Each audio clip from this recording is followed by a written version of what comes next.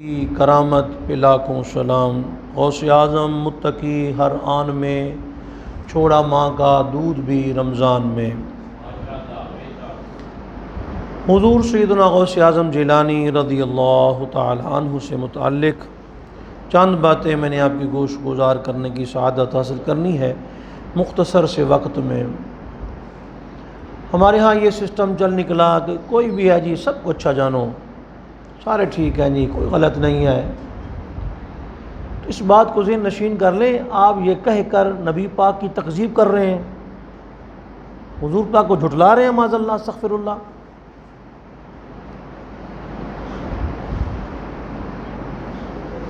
حضور پاک صلی اللہ علیہ وسلم کو آپ جھٹلا رہے ہیں، معاذ اللہ استغفر اللہ۔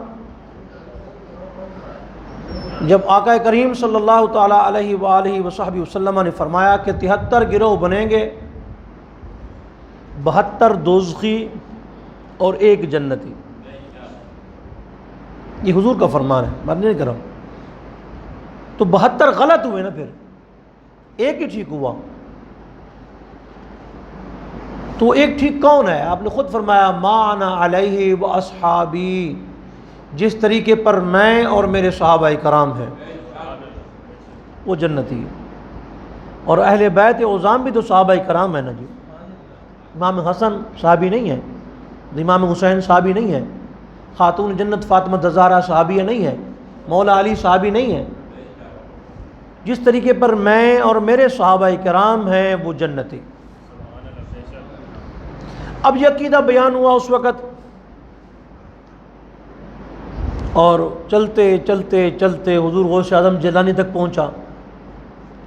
تو حضور غوث الثقلین رضی اللہ تعالیٰ عنہ فرماتے ہیں کہ جو اس عقیدے کے خلاف ہو، جس کا عقیدہ ٹھیک نہ ہو، صحابہ کرام کے بارے میں رائے ٹھیک نہ ہو، اہل بیت نبوت کے بارے میں رائے ٹھیک نہ ہو، رسول اللہ صلی اللہ علیہ وسلم کے بارے میں رائے ٹھیک نہ ہو، تو فرمایا کہ وہ سنو، نہ ان کے جلسوں میں جائے، اللہ یقاصر اہل البدع، ان کے جلسوں میں نہ جائے، ان کی پروگراموں میں نہ جائے، ان کے پروگراموں کو بڑھائے نہیں، ان کی محفلوں کو یعنی گیدرنگ ان کی بڑھا دے، ایسا نہ کرے۔ اور فرمایا ولا یدانیہم، ان کے قریب بھی نہ بیٹھے، ولا یسلم علیہم، انہیں سلام بھی نہ کرے۔ جس بندے کے منہ سے آپ بدعقیدگی، چاہے وہ یا رسول اللہ کہتا ہو، چاہے وہ لبیک یا رسول اللہ کہتا ہو، اور حضرت امیر معاویہ کے بارے میں اس کا نظریہ ٹھیک نہیں تو بدعقیدہ ہے۔ اہل سنت کا مطلب ہے سنت پہ چلنے والے، و جماعت کا مطلب ہے تمام صحابہ کرام کو ماننے والے، سارے صحابہ عادل ہیں۔ اور پھر آپ فرماتے ہیں نہ انہیں سلام کرے، اور نبی کریم صلی اللہ علیہ وسلم حدیث پاک لائے ہیں، فرما کہ کریم صلی اللہ علیہ وسلم من نظر الی صاحب بدع بغضا له فی اللہ ملأ اللہ قلبہ امنا و ایمانا، فرمایا جس نے بد عقیدہ کو غصے کے ساتھ دیکھا نا، اللہ تعالیٰ اس کے سینے کو امن اور ایمان سے بھر دے گا۔ اور جس نے بد عقیدہ کو جھڑکا تو اللہ تعالیٰ قیامت کے دن اس سے امن عطا فرمائے گا۔ اور جس نے بد عقیدہ کو حقیر جانا، اللہ تعالیٰ اسے جنت میں 100 درجے عطا فرمائے گا۔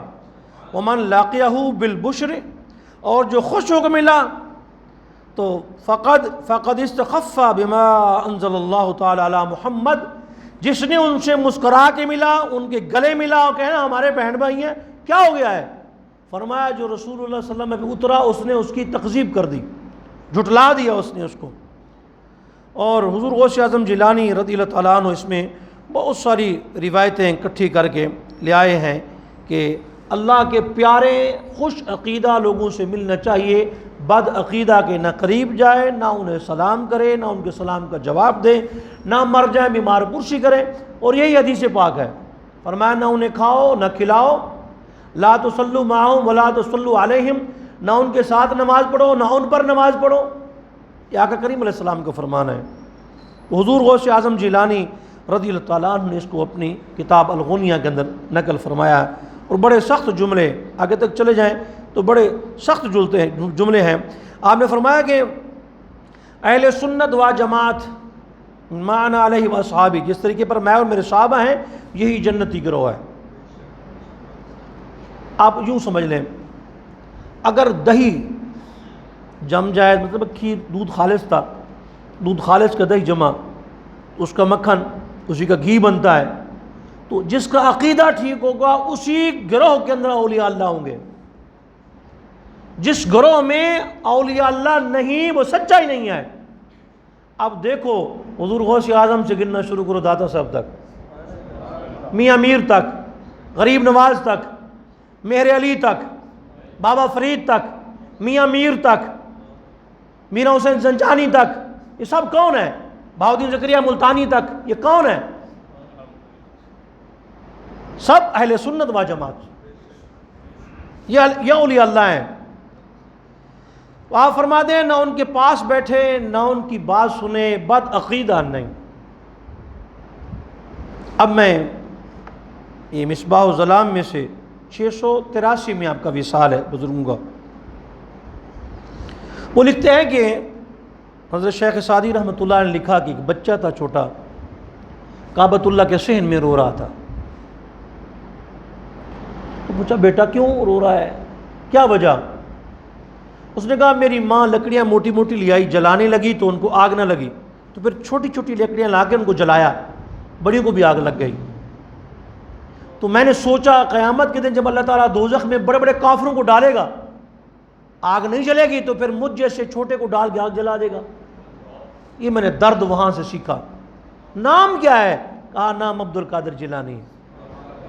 اتنا بچپن میں اتنا خوف۔ آج تو غرض کے لیے کعبۃ اللہ کہہ دو اللہ اتنا مال دے دے، مہنگائی کا پٹکارا، مہنگائی مہنگائی مہنگائی، کوئی مہنگائی نہیں ہے، کوئی مہنگائی نہیں۔ آپ تکلفات چھوڑیں نا، رسول اللہ صلی اللہ علیہ وسلم کا اسوہ اپنائیں نا۔ آپ دیکھیں اما عائشہ صدیقہ فرماتی ہے ساری زندگی نبی پاک صلی اللہ علیہ وسلم نے سالن اور روٹی پیٹ بھر کے نہیں کھایا، کبھی سالن ہوتا تو روٹی نہ ہوتی، کبھی روٹی ہوتی تو سالن نہ ہوتا۔ اور ان کے کھانے کا طریقہ دیکھیں، سرکہ آ گیا اس کے ساتھ کھانا تناول فرما لیا، کھجوریں دو چار کھا کے وہ بھی پیٹ بھر گیا۔ اور ہم جب تکلفات، ان تکلفات کو چھوڑو نا، آپ اس دور کو چھوڑیں جس میں آپ بیٹھے ہوئے ہیں، پچھلے دور میں جائیں ذرا، آپ کے آبا و اجداد بابے۔ مجھے دوست کہنے لگا جی ہم اپنے گھر نہ ایک پاؤ گوشت لاتے تھے، ایک پاؤ، ایسے جی پاؤ۔ جو بندہ پاؤ خریدتا نا تو کسائی اس کے لیے جگہ کو صاف کر دیتا، اور یار پاؤ لینے والا بندہ آ گیا ہے، کمال ہے یار، ایڈا موٹی سوامی آگے بھی بیٹھے چودھری صاحب، ایک پاؤ۔ اور ایک پاؤ گھر میں پکتا تو ایک چھوٹی سی بوٹی، اتنی ساری بوٹی، 2 آلو، ہر بچے کسی ماں ڈال کے رکھتی بڑے کٹوریوں میں۔ اور ماں نہ ڈالنا دیکھو جی، آج کی ماں کو بھی دیکھو، اس ماں کو بھی دیکھو، سب کے لیے برابر برابر حصہ، 2 آلو ہیں، ایک ایک چھوٹی چھوٹی بوٹی، اتنی چھوٹی بوٹی بالکل، یعنی آپ سمجھیں کہ بس دانت میں رکھی نہیں ہو، چبانے کی ضرورت نہیں، اندر چلی جاتی تھی۔ لیکن یہ بتائیں اس وقت اگر پاؤ گوشت کے ساتھ پورا گھر پلتا تھا، آج تو 1 کلو 2 بندے کھا بیندے نے۔ بیماریاں کتنی ہیں، ہیپیٹائٹس ہے، جگر خراب ہو گیا۔ بلکہ ایک دور تھا بندے نے کہا جی مہنگائی بڑی ہو گئی ہے، آپ نے فرمایا اس کو سستا کر لو۔ ایسی کون سی بات ہے، مہنگائی والا کون سا مسئلہ، کیا مطلب گوشت مہنگا ہو گیا؟ فرمایا خریدنا چھوڑ دو، خریدنا چھوڑ دو، فرمایا خریدنا چھوڑ دو گوشت کو، سبزی کھاؤ، دال کھاؤ، اس میں کیا حرج ہے؟ اللہ تعالیٰ سے دعا کرے کہ اللہ تبارک و تعالیٰ یہ ہمارے ملک سے نہیں پوری دنیا اسلام سے غربت کا، مہنگائی کا خاتمہ فرمائے، اللہ تعالیٰ مسلمانوں کے حال پر رحم فرمائے۔ تو غوث پاک کے دور میں مہنگائی نہیں تھی، لوگ بھوکے مرتے تھے، اور حضور غوث اعظم جیلانی رضی اللہ تعالیٰ عنہ روزانہ دسترخوان لگاتے، جن کے گھر میں کھانا نہیں بنا وہ غوث اعظم کے دسترخوان پہ آگے کھانا کھائے۔ تو اس میں آپ بھی حصہ ڈالیں نا۔ بندہ کہنے لگا جی میرے کو میں کشتی تے سوار ہوئے تھے، پیسے کو نہیں، مہنگائی بڑی ہے، میرے پاس کرایہ نہیں ہے۔ فرمایا ام اللہ کو بلا لائے، آپ گھر سے تھیلی نکال کے لائے پیسوں کی، فرمایا یہ لے لو، جس کا کرایہ نہ ہو اس کا کرایہ غوث اعظم جیلانی دیں گے۔ تو کبھی آپ نے بھی ایسا کیا کہ بس کے اڈے پہ جا کے کھڑے ہو جائیں، کسی غریب کے پاس کرایہ اس کو کرایہ ٹکٹ لے کے دے دیں، چلا جائے؟ اور ضروری ہے بتانا کہ میں دے گیا ہوں، نہیں، کبھی کوئی مجھے ایک مثال دے دو، جو اخلاص کا دور، ایک مثال دے دو، کسی کے گھر میں پیسے آ گئے ہوں، اس کو پتہ ہی نہ ہو کون دے گیا ہے، کوئی ایک مثال دے دو۔ چھوٹی سی مثال سے نیچے آ جاتے ہیں ہم، ایزی لوڈ کسی کو آ گیا ہو ایسے، مجھے تو آج تک کسی نے 100 روپے کا نہیں کروایا، کسی نے 100 روپے مجھے بتایا نہ، وہ بھی 100 روپے کا ویسے آ گیا ہو، نہیں، ٹھیک ہے نا، تو اتنا بھی نہیں۔ اور آج کل اگر بھائی مستحق ہے، بہن مستحق ہے، خالہ مستحق ہے، ایزی پیسہ ہو جاتا ہے، وہ کون سا مسئلہ ہے، ایزی کیش ہو جاتا ہے، وہ کون سا معاملہ ہے، کسی کے ہاتھ دے کے ان کے گھر بھیج سکتے ہیں، گھر کے گزرتے وقت لفافے میں ان کے گھر پھینک سکتے ہیں، کبھی ایسا کیا آپ نے؟ حضور صلی اللہ علیہ وسلم جب ایسا دور آتا تو حضور پاک اسلام دونوں ہاتھوں سے خیرات بانٹتے ہیں، ایسے چلتی آندھی کی طرح، اور صحابہ کرام کہتے ہیں گھروں کے باہر جو ہے وہ لوگ راشن رکھ جاتے، 250 گھروں میں امام زین العابدین خود اپنے کندھے پہ اٹھا کے پہنچایا کرتے تھے، 250 گھروں کے اندر، پتہ بھی نہیں کون آیا کون نہیں آیا۔ حضرت امام فرمایا گوشت خریدنا چھوڑ دو، امام منیفر رحمۃ اللہ علیہ فرماتے ہیں جو آدمی دال ساگ سے گزارا کر لے نا، اس کو ایسے نہیں کرنا پڑتا، ہم نے تکلفات بڑھا لیے۔ آپ دیکھو نا، اکیلے سرکے کے ساتھ کھانا کھایا جا رہا ہے، سرکہ اتنا ہی ہے، شوربے کے ساتھ چھک کے روٹی کھائی جا رہی ہے۔ کسی دور میں لسی بناتے چاٹی والی، اس کے اندر نمک مرچیں ڈال کے روٹی کھاتے تھے، لسی کے ساتھ بھی روٹی کھاتے تھے، گڑ کی روٹی کے ساتھ روٹی کھا لیتے تھے۔ تو آج جتنی بیماریاں آپ کو ہو گئی نا، جگر کی، یہ معدے کی، یہ ساری بلائیں زیادہ گوشت خوری کی وجہ سے ہیں۔ اس مہنگائی کے جن کو یوں قابو کریں کہ چھوڑ دیں، خریداری چھوڑ دیں آپ گوشت کی، کوئی مسئلہ نہیں ہے۔ اور آج بھی جدید سائنس بھی کہہ رہی ہے کہ جن کو جگر کا مسئلہ ہے، بیماری ہے، وہ اولڈ کھانے کھائے، پرانے، لسی کے ساتھ وہ چیزیں کھائیں جو کھانے والی ہیں، وہ چیزیں، دہی استعمال کریں۔ یہ تو جی مہنگائی، اللہ کے بندے مہنگائی مانتے ہیں، خریدار کتنے ہیں؟ اب ہر بندہ نیک نیتی سے اپنی زکوٰۃ نکالے، اپنے مال کی عشر نکالے، ہمارے ملک کا قرضہ بھی اتر جائے گا، مہنگائی بھی ختم ہو جائے گی۔ یہ میں گارنٹی سے کہہ رہا ہوں، پورا اسلام کا نظام ہے اس کے اندر، زکوٰۃ اور عشر دیانتداری کے ساتھ دے دیں آپ، ملک کا قرضہ بھی ختم ہو جائے گا، غربت بھی ختم ہو جائے گی۔ ہمارے طریقے غیر مسلم نے اپنا لیے، کیا بیت المال میں وظیفہ نہیں لگتا تھا اس وقت؟ بلکہ حضرت فاروق اعظم رات کو گزرے تو گھر سے چیخنے کی آواز آئی، گھر سے چیخنے کی آواز آئی، آپ نے فرمایا کیوں رو رہا ہے؟ بچے کو دودھ چھڑوا رہے ہیں۔ کیوں چھڑوا رہے ہیں؟ فرمایا اس لیے دودھ چھڑوا رہے ہیں کہ جب تک وہ دودھ نہیں نہ چھوڑتا بچہ، اس وقت تک فاروق اعظم اس کا وظیفہ مقرر نہیں کرتے۔ آپ نے فرمایا اب دودھ پیتے بچے کا وظیفہ مقرر کر دیں، پتہ نہیں کتنے بچوں نے ماؤں کا دودھ نہیں پیا ہوگا۔ اسلام تو یہ نظام ہے، اور اسلام یہ کہتا ہے کہ اگر کوئی خود پیٹ بھر کے رات کو سو جائے اور اس کا پڑوسی بھوکا، وہ مومن ہی نہیں ہے۔ حضور غوث اعظم جنہیں دسترخوان لگاتے تھے، آؤ بھی دسترخوان پہ کھانا کھاؤ، جس کا کھانا نہیں میرے پاس آ جائے۔ تو کعبہ شریف کے اندر دیکھا ہے ایک شخص نہ پانی پیتا ہے نہ کھانا کھاتا ہے، طواف کیے جا رہا ہے، اس کو بلایا میرے پاس ہو، کیا بات ہے؟ اس نے کہا جی میں دشمنان صحابہ کرام میں سے تھا، میں نے خواب دیکھا حوض کوثر پر حضرت مولا علی کھڑے ہیں، میں سیدھا آپ کے پاس گیا، میں نے کہا مجھے پانی پلا دے۔ فرمایا نکل، صدیق اکبر سے دشمن رکھے مولا علی اس کو پانی پلائے، یہ کیسے ہو سکتا ہے؟ چل نکل۔ کہتا میں مولا حضرت صدیق اکبر کے پاس چلا گیا، آپ نے فرمایا جس کو علی دھتکار دے میں پانی دے سکتا ہوں میں؟ اور عمر پاک کے انہوں نے کہا 2 صحابہ دھتکار دے میں پانی دے سکتا ہوں؟ جناب عثمان غنی کے پاس گیا، فرمایا جن کو 3 یار دھتکار دے میں پانی دے سکتا ہوں، جاؤ۔ حضور کے پاس گیا، سرکار نے فرمایا میرے صحابہ کو برا کہنا چھوڑ دے، پھر تمہیں پانی دوں گا۔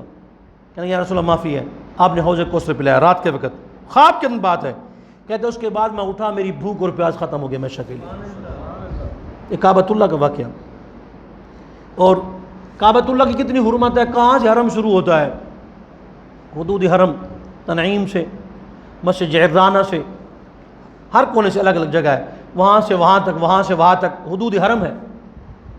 حدود حرم کے اندر کیا کرنا ہے جی؟ کبوتر کا شکار نہیں کرنا، چڑیا کا شکار نہیں کرنا، ہرن کا شکار نہیں کرنا، کچھ بھی نہیں کرنا، کوئی شکاری جانور کچھ بھی نہیں کرنا۔ ہاں موذی جانور کو مار سکتے ہیں، یہاں تک کہ وہاں کے درخت کو بھی نہیں کاٹنا، اس کے پتے کو بھی نہیں توڑنا. جو حدود حرم کے اندر درخت ہیں ان کے درختوں کو نہیں توڑنا, پتوں کو نہیں توڑنا, منع ہے. کیوں؟ حرم کی حدود کے اندر ہے. ایک ہے حدود حرم, ایک ہے باؤنڈری حرم, ایک ہے مسجد حرام, ایک ہے مطاف, ایک ہے وہ کعبہ جس کا طواف ہوتا ہے. اب مجھے بتائیں, حدود حرم میں آ گیا تو درخت کے پتے نہیں توڑ سکتے. حدود حرم میں آ گیا ہرن کا شکار نہیں کر سکتے. حدود حرم میں آ گیا چڑیا کو نہیں مار سکتے. حدود حرم میں آ گیا کبوتر کا شکار نہیں کر سکتے. حدود حرم میں آیا, صرف حدود کے اندر آیا, احاطہ کے اندر, باؤنڈری کے اندر ابھی نہیں آیا. اب مسجد حرام میں آ گیا, وہاں سے نکل کر مطاف میں آ گیا, وہاں سے نکل کر کعبۃ اللہ میں آ گیا, وہاں سے نکل کر کعبہ کی غلاف کے اندر چھپ گیا. اس نے کہا جہاں چڑی کو نہیں مار سکتے مجھے کون مارے گا؟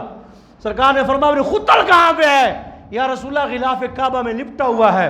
اللہ کے گھر کی حرمت, ایک طرف غلاف کعبہ, ایک طرف دیوار کعبہ, ایک طرف دشمن رسول.